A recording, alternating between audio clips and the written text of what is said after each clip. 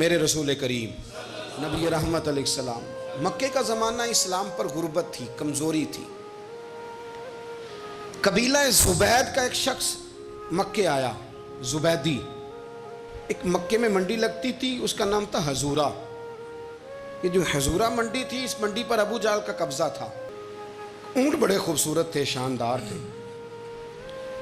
اس نے کہا میں نے بولی دینی. ابو جہل نے اعلان کہ خبردار کوئی بولی نہ دے. بڑی دور تھا قبیلہ زبید، وہ آدمی واپس لے جا نہیں سکتا تھا، مجبور ہو گیا. ابو جہل کہنے لگا چوتھا حصہ قیمت دوں گا اور اونٹ تمہیں دے کے جانے پڑیں گے، یعنی اگر لاکھ کے ہیں تو 25,000 کے دو. بندہ بڑا پریشان ہوا، چودھریوں سے بات کی تو کہنے لگے بدماش بڑا ہے، ہم شریف لوگ ہیں.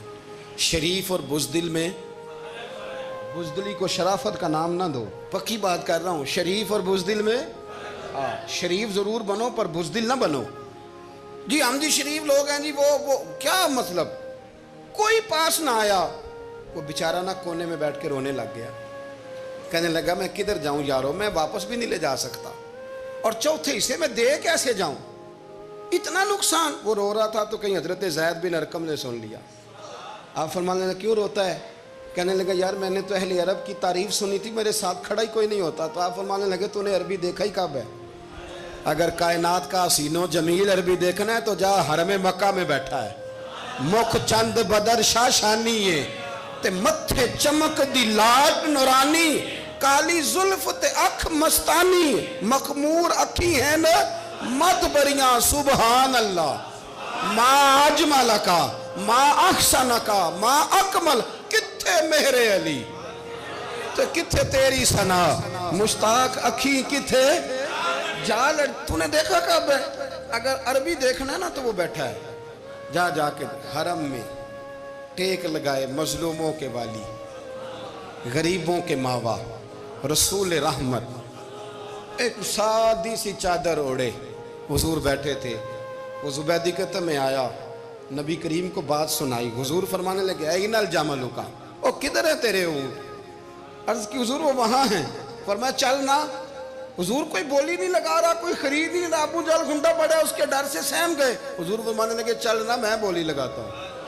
اور دیکھو نرخ بازار محبت کا انوکھا ہو گیا، خود خریداروں شامل آ کے مولا ہو گیا. نبی کریم نے حضرت سعد بن ابی وقاص کو بلایا، حضرت عمر کو، حضرت ابو بکر کو، مدد کے لیے نہیں. حضور فرمانے لگے میری جیب میں پیسے تھوڑے ہیں، ظاہری طور پہ تھوڑے ہیں، ورنہ تو کائنات کے خزانوں کی کنجیاں حضور کے پاس. تھوڑے تھوڑے پیسے دو بھی بولی دینی ہے. سب سے پیسے لیے میں چلو بولی لگانے چلے. حضور آئے، اللہ اکبر، یہ میرے رسول کا طریقہ ہے. آؤ ذرا تھوڑی دیر کے لیے سوچیں. ابو جہل بیٹھا ہے بڑی مسند پہ، قربان جاؤں مدینے والے حبیب. وہ زبیدی کہتا اس کے کپڑے مہنگے تھے، حضور کے سادے تھے. اس نے بڑی پگڑی باندھی تھی، حضور کی سادی تھی. کہتے ہیں وہ آنکھیں اٹھا کے بات کرتا، مدینے والے نبی آنکھیں جھکا کے بات کرتے. وہ بولتا جاتا، حضور تھوڑے تھوڑے سادے سادے ٹھہر ٹھہر کے جملے بولتے. کہتے ہیں نبی کریم علیہ السلام اس کے ساتھ آ کے حضور بیٹھ گئے اور فرماتے ہیں میرے رسول کریم نے اپنا جبہ سیدھا کیا، پگڑی کو حضور نے سیدھا کیا اور فرمایا چل لگا بھائی بولی. ایک اس نے لفظ بولے، پھر حضرت ابو بکر نے بولی دی، پھر حضرت عمر نے دی، پھر سعد بن ابی وقاص نے دی، پھر زید بن ارقم نے دی، پھر رسول کریم نے دی.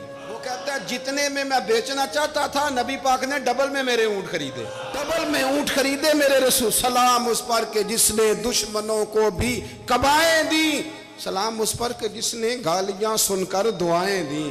اور میرے اعلیٰ حضرت کہنے لگے جاؤ جا کے اعلان کر دو، غم زدوں کو رضا مجدہ دیجئے کہ ہے بے کسوں کا سہارا ہمارا، بے کسوں کا سہارا. جاؤ غم زدوں کو رضا مجدہ دیجئے کہ ہے بے کسوں کا سہارا. رسول کریم صلی اللہ علیہ وسلم نے نا خریدا مال، اور حضور سید عالم وہاں سے نکلے. اور نکلتے وقت حضور فرمانے لگے ابو جہل تیری آج شکایت آئی ہے، آج کے بعد نہ آئے. مکہ سارا اس کے ساتھ ہے، حضور کی مخالفت ہو رہی ہے. 40 لوگ ہیں صرف کلمہ پڑھتے، اور دین کا کام دار ارقم میں قید ہو کے کرنا پڑتا ہے. لیکن جب ظالم کے خلاف نکلے ہیں تو پھر دار ارقم میں بند ہو کے نہیں، پھر میدان میں نکلے. اور فرمایا آج کے بعد تیری شکایت نہ آئے. کہنے لگا جی بالکل نہیں آئے گی. میں آپ کو موقع نہیں دوں گا. حضور چلے گئے تو پیچھے سارے کافر اس کے گرد اکٹھے ہو گئے, کہنے لگے ہم پہ تو بڑا روب ڈالتا ہے, اب تجھے کیا ہوا, پانی پانی ہو گیا, تو کیا کون سا سانپ سونگ گیا, بولا ہی نہیں.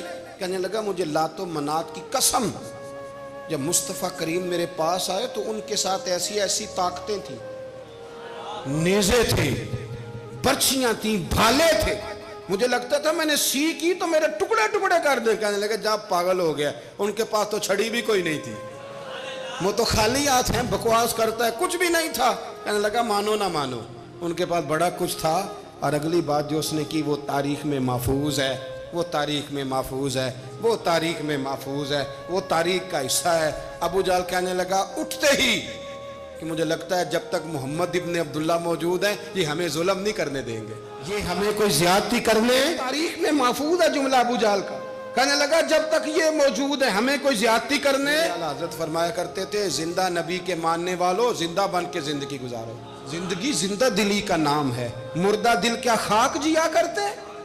جو قومیں سر اٹھا کے جیتی ہیں وہ زندہ ہوتی ہیں. اس لیے اپنی زندگی میں حق کے خود اختیاری پیدا کریں, جینا سیکھیں, لڑنا سیکھیں, میدان میں رہنا سیکھیں. سہم سہم کے وقت نہیں گزرے گا, ظلم سہنے سے بھی ظالم کی مدد ہوتی ہے. لہٰذا حق لینا سیکھیں, حق پر کھڑے ہونا سیکھیں, اپنے مزاج میں یہ باتیں پیدا کریں. مجھے خاتون نے پوچھا, میرا بھائی کہتا ہے حصہ لے لے پھر میرے مرے کا منہ نہ دیکھنا. میں کہا پتر تو حصہ لائے نہ منہ ویکھی ہوگا, کوئی ضرورت نہیں, ایسے ظالم کا منہ ویسے بھی نہیں دیکھنا چاہیے جو بہنوں کا حصہ کھا جائے. میں نے کہا تو منہ دیکھنے کی کوئی ضرورت, یہ کوئی بلیک میلنگ ہے. ابا کہتا ہے حصہ لے لو منہ نہ دیکھنا. میں کہا بالکل نہ ویکھی, تو بلکہ آنکھ میں ویکھنا بھی نہیں چاہتی, تو ادھر رکھ, اللہ رسول نے مقرر کیا میرا حصہ. کیا فلسفہ ہے ہمارا, جو بات غلط ہے اس پہ لوگوں کو بلیک میل کرتے ہو. جائز بات پہ ڈٹنا سیکھو. آپ جب ڈٹ جاتے ہیں نا تو پھر اللہ مدد کرتا ہے, پھر اللہ تتنزل علیہم الملائکہ, پھر اللہ فرشتے بھی نازل کرتا ہے. حضور نے فرمایا جو جان کی حفاظت کرتے مر گیا وہ بھی شہید, جو مال کی حفاظت کرتے مر گیا وہ بھی شہید, جو دین کی حفاظت کرتے مر گیا وہ بھی, جو خاندان کی, اپنے گھر کی, اپنے بچوں کی حفاظت کرتے مر گیا وہ بھی. تو اتنا بڑا درجہ حضور نے بیان کر دیا ہے. تو کبھی بھی زندگی میں ظالم کے سامنے سرنگو نہ ہونا, کچے پلپلے ہونے کا کبھی بھی اظہار نہ کرنا, کھڑے رہنا. جو کھڑا رہتا ہے رب اس کے ساتھ رہتا ہے. اللہ سمجھنے کی توفیق عطا فرمائے.